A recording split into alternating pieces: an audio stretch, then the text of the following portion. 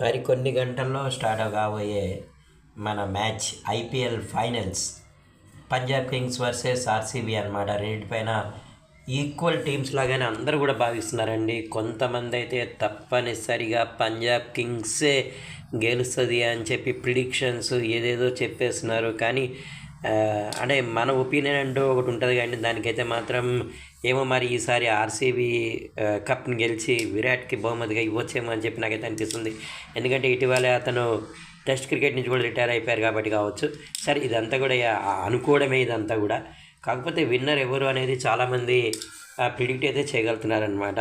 ఆ ఆర్సీబీ ప్రతిభా పాఠవాలు ఆ విధంగా ఉన్నాయి. రజిత్ పటీదార్ గారు కూడా ఈ మ్యాచ్ గెలిచి విరాట్కి బహుమతిగా ఇవ్వబోతున్నా అని చెప్పి ఆయన చెప్పడం ఇదంతా కూడా ఉంది. అసలు ఎలాంటి అంచనాలు లేకుండా ప్రశాంతంగా ఫైనల్కి వచ్చేసినటువంటి టీం మన పంజాబ్ అనమాట. పంజాబ్ కూడా విజయావకాశాలు ఎక్కువ ఉన్నాయి. చాలామంది నేను ఈరోజు చూశాను ప్రిడిక్ట్ చేయడము, తర్వాత ఏఐని కూడా అడిగేస్తున్నారండి స్ట్రెంగ్స్ వీక్నెసెస్ పెట్టేసి. సో ఏఐని అడిగితే కొన్ని సందర్భాల్లోనేమో అది Punjab Kings maybe the winner అని చెప్పేస్తుంది అనమాట. అంటే క్రికెట్ గెలవాలి, టీం గెలవడం అనేది తర్వాత సంగతి అని నాకైతే అనిపిస్తుందండి. కాకపోతే ఈరోజు మ్యాచ్ జరిగేటటువంటి పిచ్ ఏదైతే ఉందో అది బ్యాటింగ్ పిచ్ అండి. స్కోర్స్ నాకు అనిపిస్తుంది 160 పైగానే స్కోర్ అవుతాయి రెండు టీంలకి అని చెప్పి నాకైతే అనిపిస్తుంది. మరి మీరేమనుకుంటున్నారో కామెంట్ ద్వారా అయితే తప్పనిసరిగా తెలియచేయండి.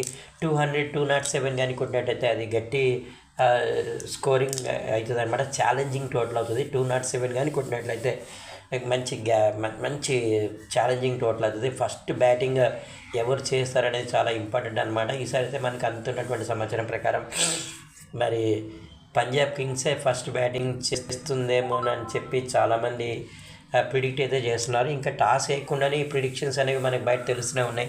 ఏదేమైనప్పటికీ కాసేపటి అయితే తెలిసిపోద్దండి. కాకపోతే 60 పంజాబ్ కింగ్స్కి చెప్తున్నారు, 40 ఆర్సీబీకి చెప్తున్నారు. చూడాలి, అది అటు రివర్స్ కూడా కావచ్చు అనమాట.